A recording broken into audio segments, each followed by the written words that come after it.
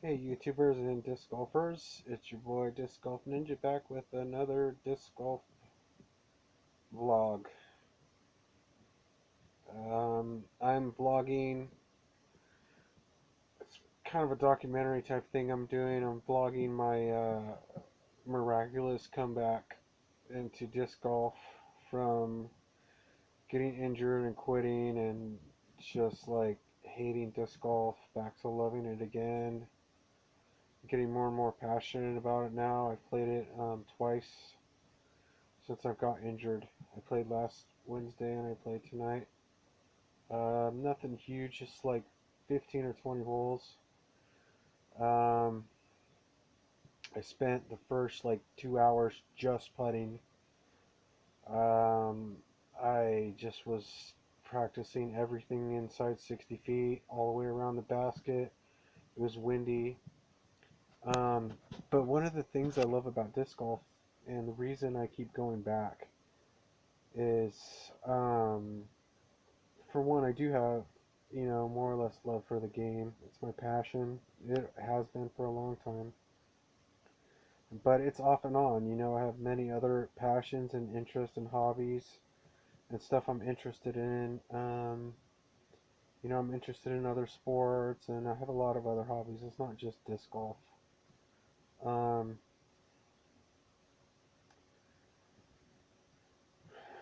but right now it is mostly about disc golf because I'm trying to make a comeback from these gnarly injuries I've been having.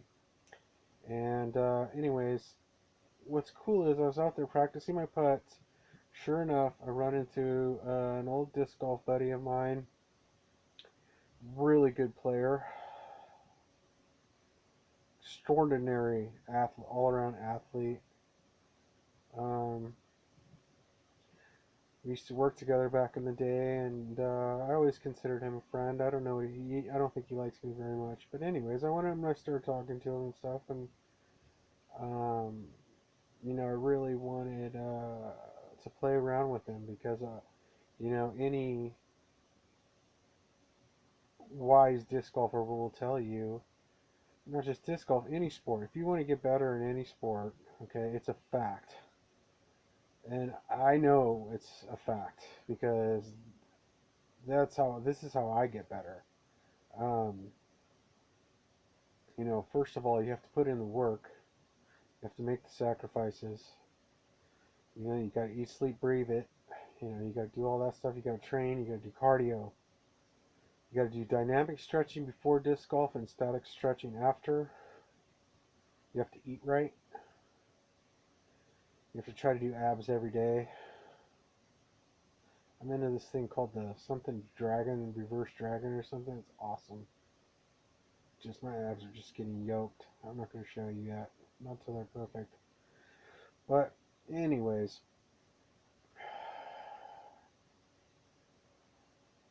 back into disc golfing, dang it. I'm not playing with the chain chokers for a while, if ever again.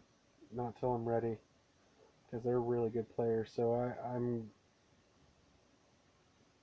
out there practicing putts. I run into my old buddy.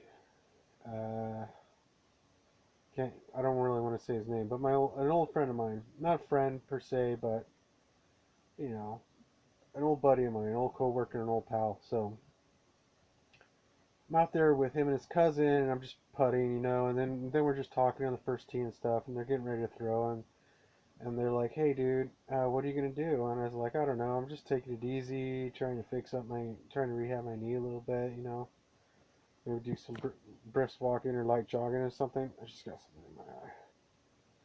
I just got something in my eye. Okay. Just trying to rehabilitate my knee injury and my calf injury, because they've been really messed up for a while. And sure enough, right off the bat, my injuries just started throbbing, and they hurt so bad. Like the whole day, I was in pain, and it was awesome though because I got to hang out with some really, really super good disc golfers that are just in a different league than I am, literally in a different class. I mean, I I'm fortunate enough that I play one of the best. My home course is one of the best courses in the world, in my opinion, and a lot of pros go through there, and I get to rub elbows with the best disc golfers, that the West Coast has, and there's some pretty good ones. So I'm lucky enough, and also, my brother being a pro, I also a lot of the pros know me, and I know a lot of them too. Disc golf ninja doesn't have friends, but disc golf buddies. We're all one big family. So turned out to be an epic day. We got to play. It was windy at first, but then sure enough, the golden hour hit an hour or two before sunset, and the wind just died. And then my friends just completely destroyed me like I knew they would. I played like total crap. They beat me by like 15, 20 strokes probably. I hit every tree and shanked every shot. And then my good buddy, he actually, I asked him if he could give me some tips, and he actually did. He actually took me step by step on his technique and stuff, and I was just like blown away. He throws a modified power grip with a light index pressure. He throws his thumb way inside the rim.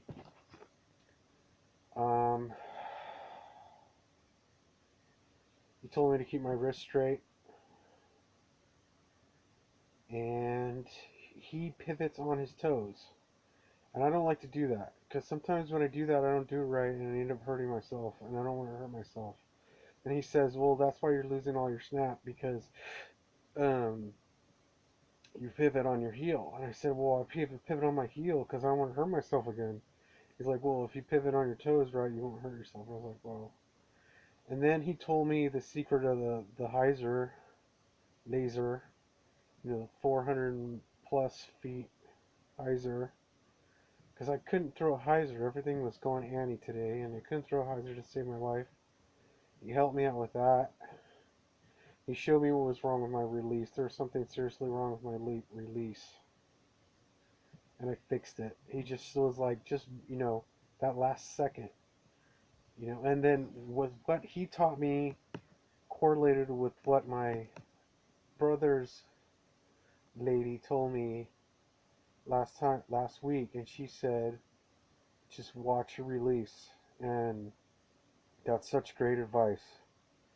That's such great advice, because in the absolute last millisecond that your hand makes contact with that disc and it's ripped out of your hands like it should be, that is the moment of truth. That is the most important millisecond in your whole swing, because you have to focus all that power into the disc and into your arm and into your wrist. And that's my problem. My wrist was messed up. I wasn't watching my release. My form for the most part was okay, he thought, but it was that last second, that freaking that last second release, the wrist thing, the wobbly wrist thing. He said medium pressure, and sure enough, my first drive after he told me that stuff, perfect freaking laser, right down the middle of the fairway, little bit of hyzer, just probably one of the best drives I ever had. It almost went into the basket. I think it hit a piece of metal. I was stoked. And after that, he had to take off. They had to take off. And his buddy was like, they were both like pros. I mean, I'm telling you, like, these guys are amongst the top players out there. They're exceptional players. And I was playing the first, it takes me a while to warm up. I was playing the worst game of my life in the first round. In the second round, I played a little bit better because he gave me those great tips. And then the last round, I played by myself, and I just crushed it.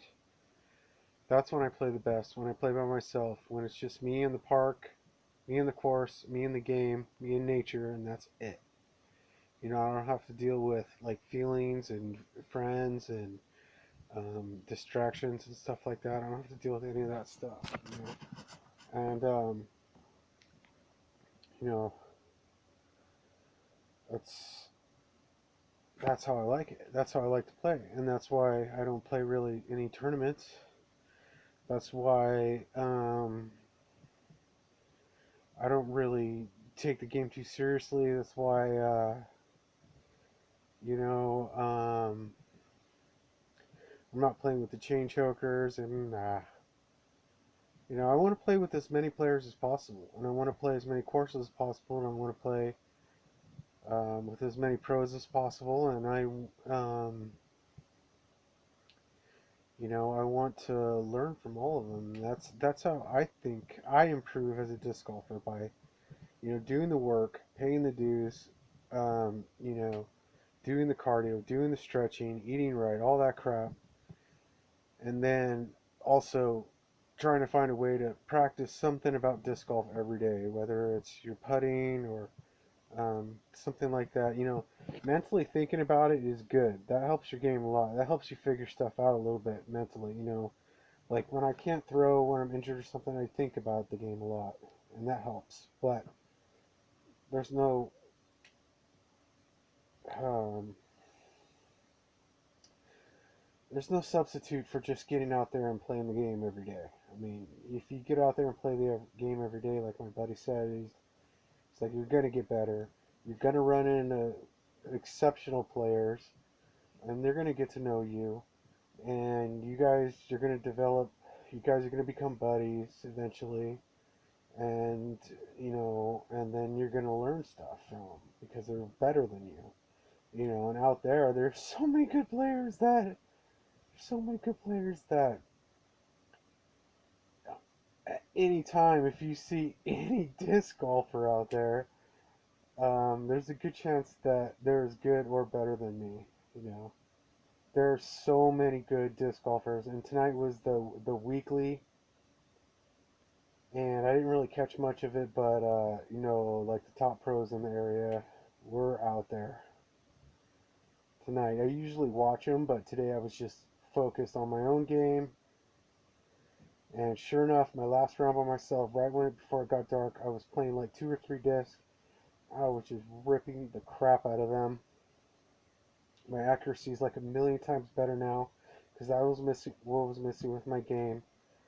Everything I knew everything else was tight. Like my form is decent. You know, my body position. I'm using my hips.